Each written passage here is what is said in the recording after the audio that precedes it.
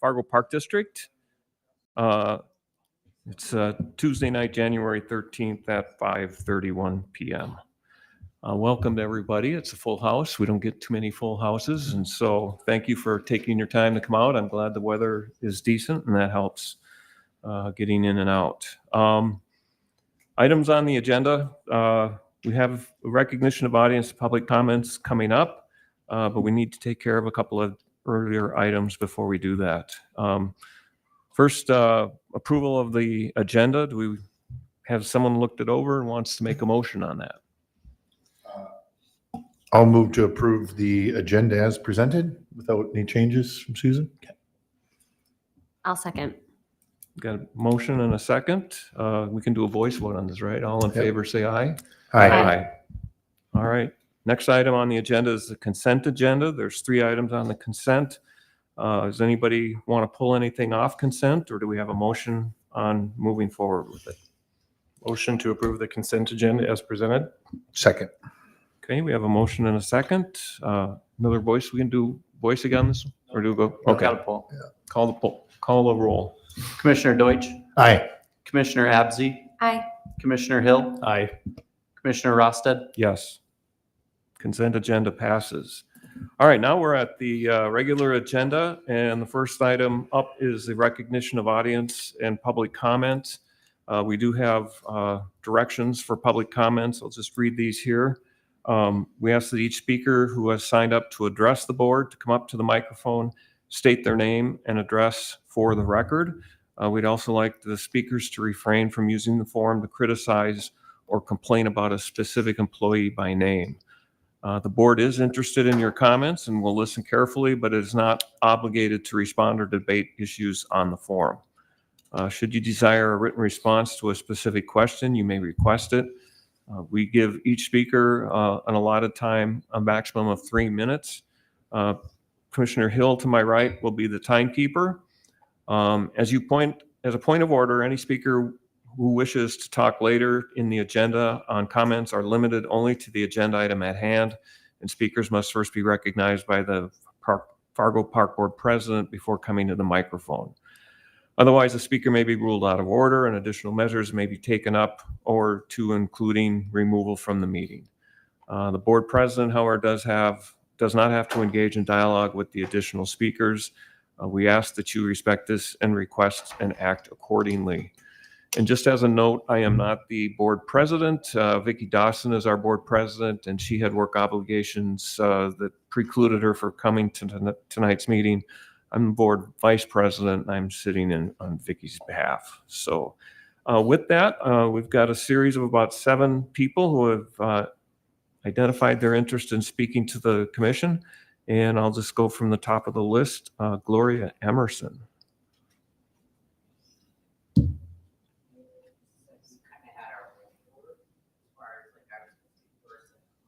Oh, okay. If you've got something. All right. Lead away.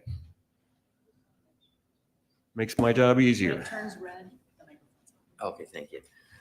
So I'm Deb Mize, and my address is 1214 13.5 Street South in Fargo.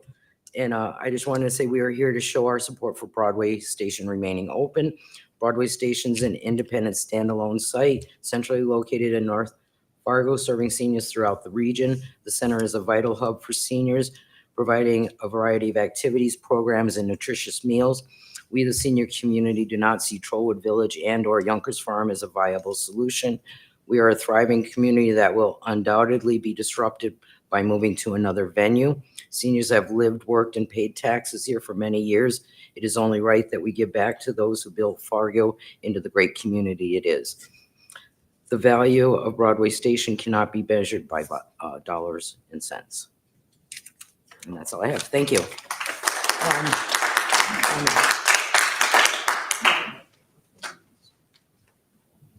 Just as a point of note, the Broadway Station is not an agenda item for tonight's meeting, but it will be coming up shortly. We're waiting for the survey results to be developed into a report and given to the commission. Thank you. Good evening. My name is Carmen Berg, and I live at 4330 47th Street South, Fargo. And I'm here to speak about the importance of maintaining Broadway Station location for our seniors. Investing in our seniors is every bit as important as investing in our youth. Yet in recent years, Fargo Park District has directed a significant portion of taxpayer-funded resources towards youth-focused projects such as Island Park Pool and the sports arena in which we stand right now.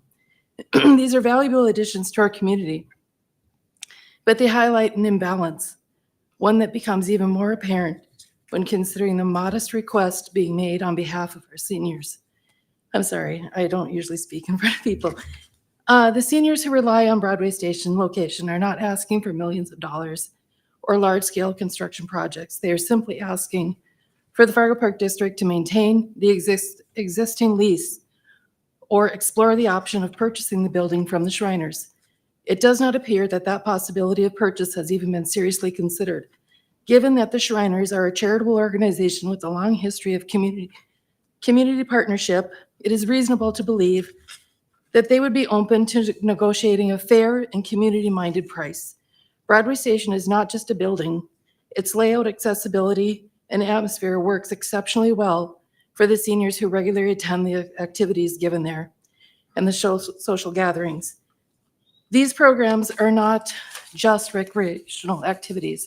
They are essential supports for mental health, socialization, cognitive engagement, and memory retention. Activities like playing cards and bingo may be simple, but they offer seniors far more than entertainment. They create a familiar, comfortable environment where conversations flow naturally, where laughter and friendly competition reduce stress, where memories are made and personal stories are shared. These gatherings help combat loneliness, build confidence, and foster a sense of belonging. They are a lifeline for many older adults in our community. The proposed alternatives of moving the meals to Trollwood and the activities to Yunker Farm are not realistic solutions and simply a Band-Aid or a short-term solution. Yunker Farm simply cannot accommodate the numbers of seniors who participate at Broadway Station. If the lease is not renewed and these alternatives are implemented, attendance will inevitably decline, and many seniors will lose access to the social emotional support that they depend on. This is not a request for extravagance. It is simply a request to preserve the space that already works, already serves, and already strengthens the lives of Fargo seniors. Maintaining Broadway Station location is a practical, cost-effective, and compassionate choice, one that honors the contributions of the older adults who helped build this community and who continue to enrich it every day. Thank you for your time and consideration.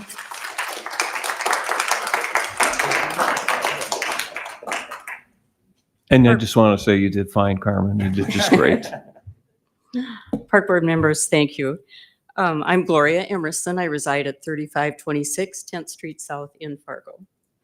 And I am here to represent the Fargo Duplicate Bridge Club. And I apologize, I didn't realize this was not on the agenda tonight, but we're making it. All right. We have been in the area for about 40 years. We have about 90 members, and we teach all ages bridge. So welcome to everybody if you'd like to. Those, however, that use the Broadway Station are of the senior demographic definition. During the past 3 years, we have had an opportunity to utilize the Broadway Station and to host bridge games on Monday and Thursday afternoons. The number of individuals attending bridge are from 12 to 28 players an afternoon. And if you multiply that out, it's an average of 2,080 people that are there socializing and developing friendships and playing bridge. So our taxpayer facility is of great size. It's a perfect facility, clean, friendly staff, and accessible. My observation on these respective days is several individuals utilize the facility to play cards and exercise, learn chess, and much more.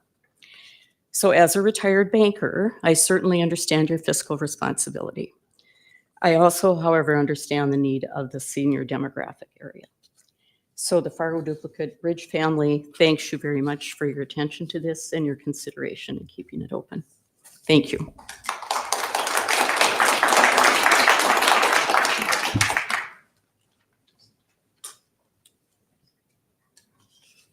Hello, everyone. For those that don't know me, my name is Mike Rocco. I was worried that the microphone wouldn't be high enough. Okay, I think I can handle this. As we sit here today, it is now roughly 1 month before you, the park board, hand down your final decision on the fate of Broadway Station and the North Fargo seniors. I can't help but be reminded about how all this began and how far we've come in less than a year. I first remembered hearing rumors in March of last year that Broadway Station would soon be closing, when a scheduled meeting was on April 30th was planned to discuss that topic. A fellow senior says to me, "We should do something about that." To which I replied, "What can we do? We're just a bunch of seniors. We have no power." Then an idea was floated, maybe we should take our concerns to the media. So from that premise, a campaign was begun to keep Broadway Station open. While I've always thought the odds were stacked against us, I never really thought of myself as Don Quixote. But however, I have viewed this campaign as a noble effort and that we are fighting for a righteous cause. I can safely say that I've learned a lot during this process, and contrary to what you might think, I've enjoyed my time interacting with all of you and in your capacity of local government. So to summarize, what have we learned? There are a lot of people who rely on the services of Broadway Station Senior Center. These services included meal delivery, seminars, and other learning opportunities, and a wide variety of social activities. They make up this community of seniors. Its location being a key feature as well. Alternative sites have been researched and discussed: Trollwood Village, Yonkers Farm, or renting out space at various churches. I think we've all come to realize that the spacious atmosphere and prime location of Broadway Station far outweighs any benefits of these alternate sites might offer. We've discussed the rental situation, which only went up 18% or $12,000 a year, but the financial increase seemed a whole lot worse due to the timing of the recent pullback of funds from the Park District. We've discussed the structural concerns that you had of Broadway Station as the reason why you've balked at the time signing a long-term lease. To that, we can agree that Broadway Station is not meant to be a permanent solution. However, in order to maintain continuity, we request that you sign another 5-year lease, or at least until a new community center can be built in the same proximity. So where do we stand today? How do I feel on the precipice of this decision? After attending that recent planning meeting on December 17th in this very same room, I am now very optimistic. I believe that the park board has listened to our concerns, allowed our voices to be heard, and have discussed what's best for the city of Fargo, and more specifically to the senior community of North Fargo. And I trust that you will make the right decision next month. Thank you for your attention.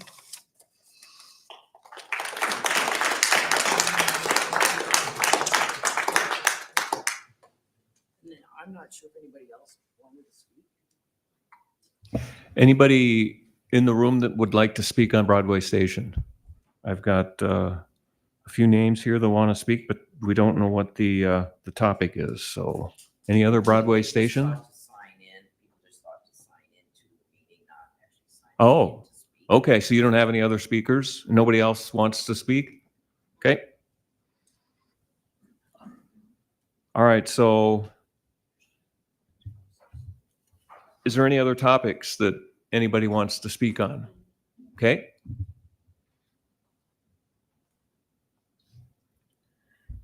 Thank you. Good evening. My name is Amy Phillips. I live at 1420 3rd Avenue South in Fargo, and I'm a member at Courts Plus. I am here, excuse me, to express my concern about a Courts Plus policy, which negatively impacts many of us at Courts Plus, but as far as I know, is being applied solely and possibly in a discriminatory fashion to only one person at Courts Plus. This policy reads, pickleball lessons, paid or unpaid, may not be conducted or solicited on site. Only professionals employed or contracted by Courts Plus Community Fitness are permitted to teach private lessons at our facility. When my husband and I first went to Courts Plus, we decided to try our hand at pickleball. We bought paddles, reserved a Courts Plus court, and started hitting back and forth with no idea what we were doing. I noticed a young man standing nearby who appeared to be waiting for some other people to arrive. I asked him if he was there to play pickleball. He said yes, and I asked him if he could teach us how to play the game. He said yes, and played with us for a short while until his friends arrived. He was a good teacher, friendly, positive, enthusiastic, and clear about the rules of the game. In large part because of that enjoyable experience, we have continued our membership and paying court fees at Courts Plus. However, what we did and what he did was a violation of the policy. Pickleball lessons, paid or unpaid, may not be conducted or solicited on site. We violated the policy by asking him to give us a lesson, and he violated the policy by showing us how to play. I have violated the Courts Plus policy on numerous occasions by teaching my grandsons how to play, giving other adults pointers and assistance on pickleball rules and scoring, and soliciting tips, pointers, and instruction from other pickleball players. And I'm not the only one soliciting instruction from other members. Many people do it, and some members have done the same thing my husband and I did, which was to ask that young man, Tony Francois, for help with playing pickleball. He doesn't ask people if they want lessons from him. They solicit from him. So those members soliciting informal pointers, tips, or lessons from Tony are all violating the policy. But he is now having his current membership revoked because the Parks Department says he has violated the policy by helping people learn to play pickleball. I don't know why he is being singled out, but to take away one person's membership because he encouraged and helped others play a sport, and because he supposedly violated a policy that everyone violates, is at best a blatant violation of the mission of Courts Plus, and at worst, a potential act of discrimination. I would ask the board to get to the bottom of this unfair and inappropriate action by the Parks Department and to encourage, rather than discourage, a Courts Plus culture and mission that promotes mutual aid, respect for all members, and a shared sense of responsibility for the love of fitness and recreation. And on a final note, now that I have made it publicly clear that I too have violated the policy, I expect to have my membership revoked, which it should be if Courts Plus is applying the policy fairly and across the board. Thank you.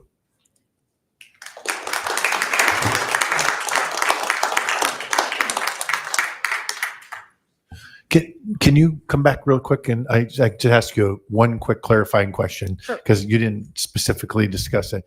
Is funds changing hands between anybody in that?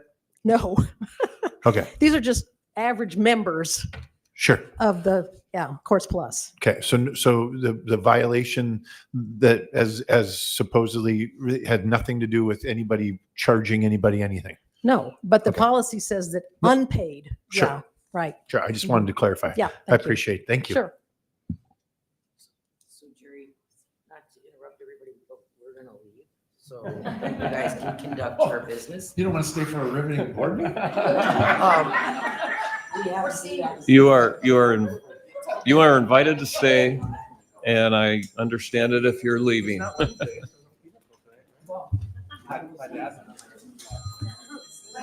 Again, thank you all for coming out and supporting Broadway Station.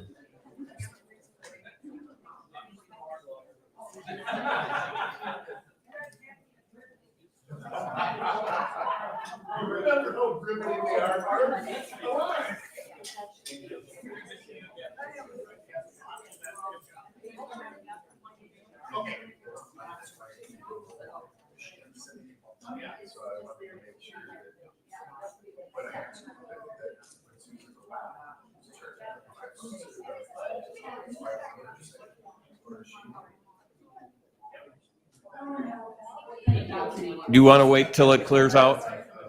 Okay.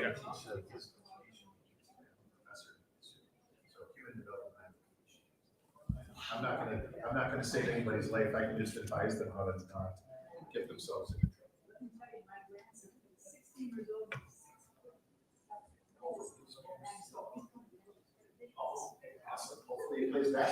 Oh, yes. He's in the junior varsity off the Packers. All right, we'll proceed. Thank you Okay. for your patience. Hello, my name is Dan Rice, and I am a member of Courts Plus, and I live at 1420 3rd Avenue South in Fargo. I want to begin tonight by thanking Susan for overseeing some improvements at the facility at Courts Plus. Amy and I came with some others last summer to this board to request some of those improvements. So thank you, Susan. Amy has read the policy about private lessons to you. I want to discuss some of the problems I see with how this policy is being applied. According to the policy, when a member asks Tony Francois to help them improve their game, he is supposed to respond by saying something like this: I can't help you because Courts Plus believes I would be giving you a private lesson. I suppose Tony should also add, by the way, if you ask anyone else here to help you improve your game, you are also violating the policy by soliciting a private lesson. Now, if you think this doesn't make sense, I want us to consider another interpretation of the policy by asking, what is a private lesson? I suggest to you that a private lesson is defined as a member contacting a staff person to schedule a specific time for an individual or group lesson for a fee. If this is a reasonable interpretation of this policy, a definition of a private lesson, I suggest to you that Tony is not violating the policy. For that matter, neither are dozens of the rest of us who routinely offer tips and show others how to improve their game. Which begs the question that Amy asked, why is Tony, this one member, being singled out for the misuse of this policy? I ask you to consider how this policy, as it is being applied to Tony, will be enforced by the staff at Courts Plus. Will staff be assigned to monitor the behavior of the players there to make sure they are not offering or soliciting assistance from other players? That seems impractical and unreasonable. Will members be asked to report other members who are violating this policy? It appears to me that this unwise practice has already been used in this case. This is also a potentially a public relations problem for the park board. By singling out Tony for misapplication of this policy, Courts Plus is harassing by far its most popular and important member. Dan, your 3 minutes are up. If you could kind of close. Yes, I would ask that Tony's membership status be reinstated and that this board direct the staff to stop harassing him. Thank you. Thank you, Dan. Okay. Didn't know I was going to do this, but my name is Kelly Higney, 6576 21st Street South in Fargo. I met Tony this summer at Rendezvous. There was an invite out on the pickleball app out there for application. I sound old now. There was about 12 of us that showed up, maybe 16. I had never met Tony before. I was probably quite new to the sport. I would say that 15 out of those 16 people, because I was one of the 16, taught me that day a lot of things. Since then, we get together every Sunday, and there's about 16 of us that play pickleball on a regular basis. My husband being one of them, who was not a member of Courts Plus until we started playing pickleball at Courts Plus. Tony has never asked us if he could help us any more than anyone else has ever given us tips while we're playing. So I just want to say, like, I think Tony's been great for us. I think he's brought a huge community together. I think he brings more people than you realize to Courts Plus. I think that if you take him away from Courts Plus, you're gonna lose a lot of people.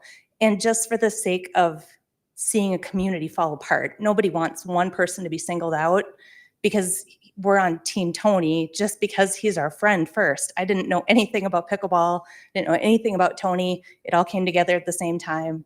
And that's all I got. Thanks. Oh, can I ask a quick clarifying question? Just one more follow-up question to that. So, but does he give private lessons? I've never been offered a private lesson. We've gotten together, probably not at Courts Plus. Sure. More so like we've met at Brunsdale in the summer where Right. nobody pays. We did a couple back I'm and just forth. clarifying that he's not giving private no, lessons that there he's was- charging people nope. for, even if it's not at Courts Plus. Nope. Okay. Not Thank you. that I am aware of. Yeah. No, I appreciate it. I don't know anything about the story, so I've just That's- wanted I'm to make just sure saying, that like, I have that. Yeah, a year ago I started playing pickleball with people who knew way more about it than I do. I stopped playing because nobody helped me play. Now I'm playing, and I play 3 times a week, and I'm ready for retirement. So Awesome. Thank you. Thank you. Anybody else? Public comment? All right. Thank you. So just one comment that I'll make on the issue at hand, the Courts Plus issue at hand. You know, we are a policy level board, so certainly if there's a policy that we need to look at, that's something that the board will take up. But as to the specifics of your concerns, those kinds of details don't ever rise to our level. We don't get personnel issues and things like that. So this is all new to me. I'm sure it's new to my fellow commissioners. So clearly we have to do some due process here and due diligence to understand the bigger picture of what's going on. And certainly if there's a policy issue that needs to be addressed, that's something the board will take up. So thank you. All right, item number 2, Director's Report. Susan Foss. Good evening, Commissioners. So tonight for my report, I was thinking about it, and I can't believe that it's 2026 and our first meeting here starting out the year. We're really excited for the year ahead and the work that we have planned. I think it's going to be another pretty active year at the Park District. So I thought tonight I would just share a little bit about maybe some of the initiatives that we are focusing on here to start the year. The first is just our strategic plan. We're going to continue to implement the strategic plan. We have 27 different strategic objectives that we are currently planning to accomplish by the end of this year. Again, that timeline may change. Maybe some of those initiatives may be moved to a later date just based on capacity, but currently that's what we're planning. Some of the top projects, just to give commissioners an update and anyone listening here in the community, we're going to look into a comprehensive compensation and benefit study, developing equipment replacement standards, looking at long-range sustainability, and there's various projects that fall under the kind of the umbrella of sustainability.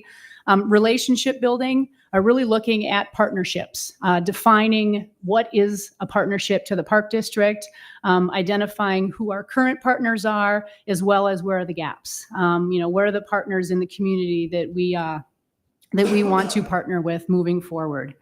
We're going to continue working on the Park System Master Plan. As far as the timeline, our consultants right now are writing the plan. And with the timeline, we are hoping to have that finalized by April timeframe. Another priority, all of our departments are working on their annual work plans. Again, what is on the work plan for each department really are those larger projects, the bigger initiatives that really touch, or that are important in their department. And something that we'll be adding this year is some key performance measures in those, and really looking at and setting some key performance indicators. And I think one of the really exciting things that are coming our way is software. And there's going to be a lot of new software, a lot of training that our staff will be going through. But I think a real big one is our budget management software. So as you're all aware, previously, this is new to the Park District. We've used spreadsheets to do our budget, and our finance team and our directors have done a fantastic job, with that process. But we're really excited about the opportunity to have some budget management software that will centralize reporting. It'll integrate with Blackbaud. It'll have a real-time dashboard. So just for visibility, easy reporting for like presentations of information, historical forecasting opportunities. And I think just the real benefit is it just replaces that manual process of a spreadsheet. We're also going to be looking at capital improvement plan software. Again, what our process was previously is using spreadsheets to capture all that information. And we'll be able to map out projects over multiple years, really prioritizing projects kind of based on needs, conditions, and we'll be able to use the scoring criteria right in the system that we established last year as part of that new capital improvement plan. And then recreation. Currently, we've used Explore at the Park District for years. And, I think just overall, some lack of support, kind of the back end was a little clunky. Just the reports, it took many, many steps for staff to run different reports. I know the financial piece of that reporting sometimes was a challenge. So we're replacing that. And, that will be used for program registration, facility scheduling, and facility and campground registration. So we're excited about that new adoption. So, and then just a quick one, at the end, the sports center. I know tis the season when this building really starts to get busy, but this coming weekend is going to be very busy. Make sure, the parking lots, I think, will be full. We have different tournaments going on in ice, courts, and turf. And the tournament going on in the turf is Tri-City United Soccer that has 120 teams total. And I think 90 of those teams will be playing here. So it'll be busy. But as a result, we will need to close the walking track. So the walking track will be closed from 4:00 on Friday through 6 p.m. on Sunday. And really the need to do that is safety. There's not enough seating capacity inside the turf area. So many of the, spectators will be watching from above on the walking track. And we just wouldn't want to have a walker or a runner, bumping into a spectator. So. Susan, do we make sure, do we have signage posted everywhere and we're trying to communicate as proactively as possible? Okay. Yep. And the signs have been up for at least a week or two. So, and we're notifying people as they come in the door. Actually close at 6, right, on Sunday anyway? The walking track, or? No, it's open during the duration of the business hours. Yeah. Just out of curiosity, what's the configuration for soccer? Is they going to play on the full turf, or are they going to carve it up, or? I don't know exactly, but it's youth, so they're not playing the full turf. They're utilizing all 4 of the quadrants that are there. I don't know if it's a 5v5 or 7v7, but very large tournament. And did we get the additional parking lot? Is that, what's the status of that? Or go ahead. Nope. Yeah, it's finished and open. It is, okay, Yeah, good. yep. People have been using it here. Okay, I was here on Sunday there was a basketball tournament, about 100-team basketball tournament, and then there was hockey games, and I saw, at least on the north end, there were still people parking on the kind of in the grass area as well. So I know continues to be an issue, but it's a good problem, right? Is that there's so many people and that the people are staying. So anyway, good. Anybody else? All right, we'll move on to item number 3. Approve executive director's employment agreement, and I am presenting on this one. At governance last month, we went through the employment agreement. We made a couple of slight modifications to this contract based on the previous one. Basically, the terms, we adjusted them a little bit so that it's a rollover year-to-year contract that extends to the next year, the year two. And so that was really the only big change that we did in it. We also talked about performance, and Vicki, Commissioner Dawson isn't here today. She asked if I would read a statement on Susan's performance, and I will do that here. Susan's performance in 2025 exceeded all expectations. Her ambition, resolve, and leadership are second to none. The long-term future of the Park District is strong because of the work completed by the district and led by Susan in 2025. Susan gives the Fargo Park District and the community her very best. Her drive and ambition are inspiring. I am excited to see where she will lead the Fargo Park District for years to come.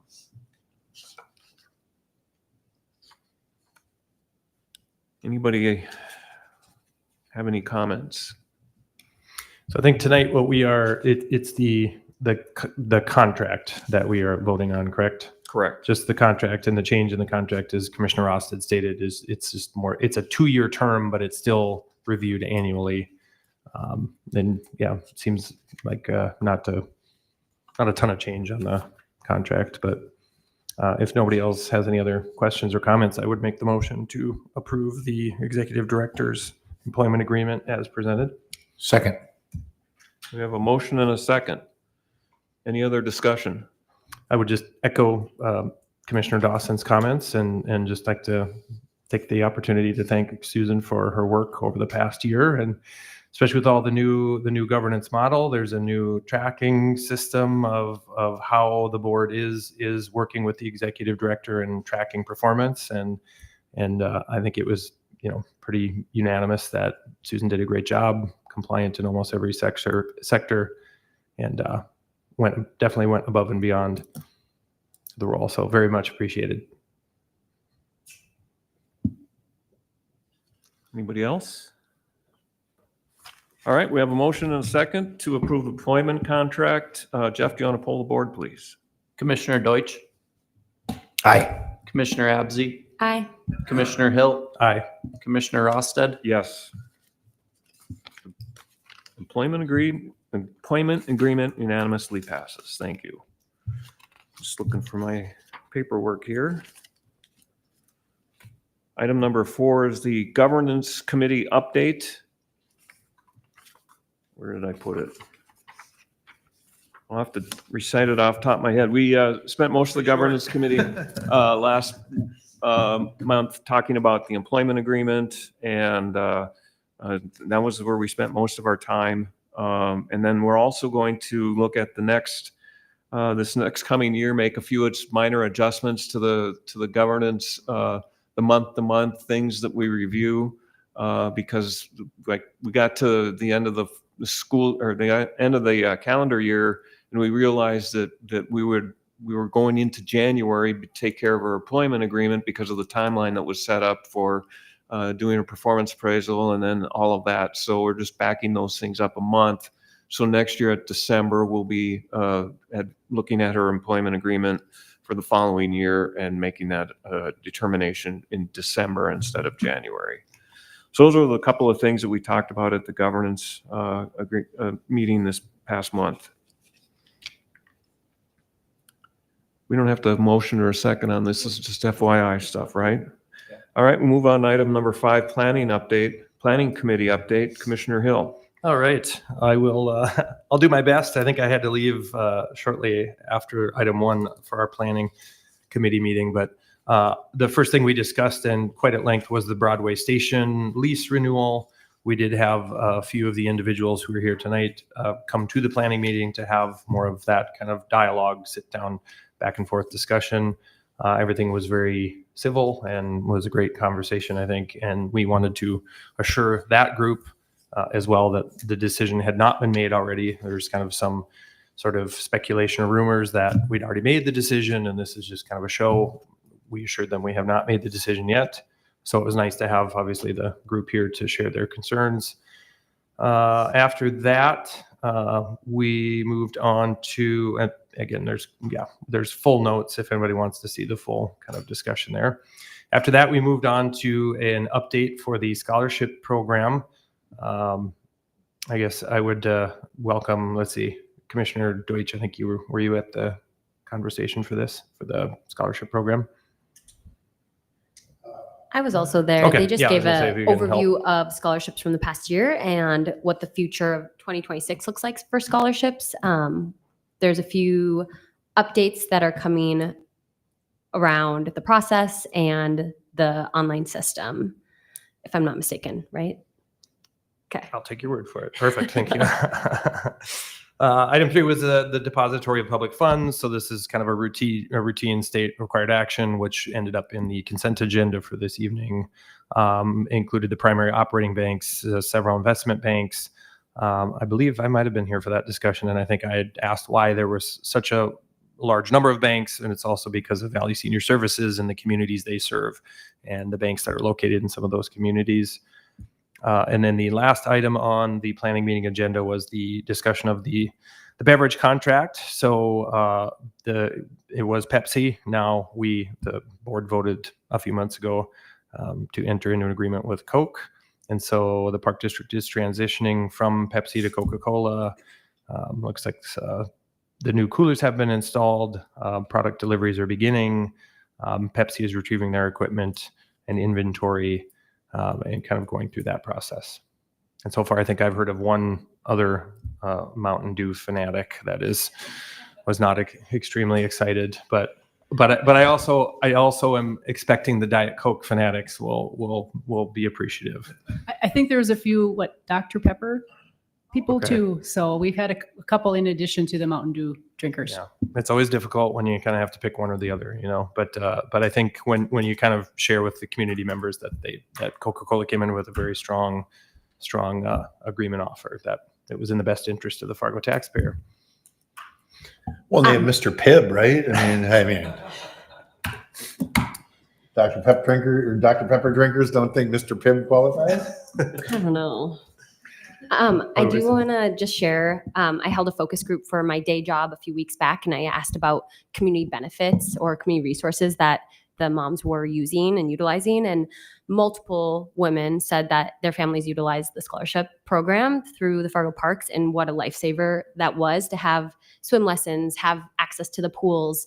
And so they did not know I was with the Park District on the park board. And so hearing that, I'd let Susan know that they really very much appreciate it. And I just want to let the team know that your work matters, scholarships and access matter, and it's reaching people. So. Oh, and we discussed that the scholarship was going to can include adults now too. And that was hugely important because there were, families where the youth weren't maybe necessarily utilizing the pool pass or whatever because their adult family member couldn't come with them. But if they qualify financially, the adults are afforded the same opportunities that children are now. So, right there, yeah, which is huge, right? Because what we know about physical activity in families, especially lower income families, is the extent of exercise that children get is really related to the amount of exercise that the family parents are willing to and or have the ability to get. So. If I could just add, scholarships really enable us to remove those barriers and provide access to the community. And for Giving Hearts Day that's coming up in February, that will be the dollars will go towards scholarships this year. So that, again, something that's every year more and more people are looking to the Park District for that assistance for some of our programs, so they can participate. All right, we're at the end of the item number 6 here is to adjourn. So I make the motion that we adjourn the meeting. Thanks everyone for coming.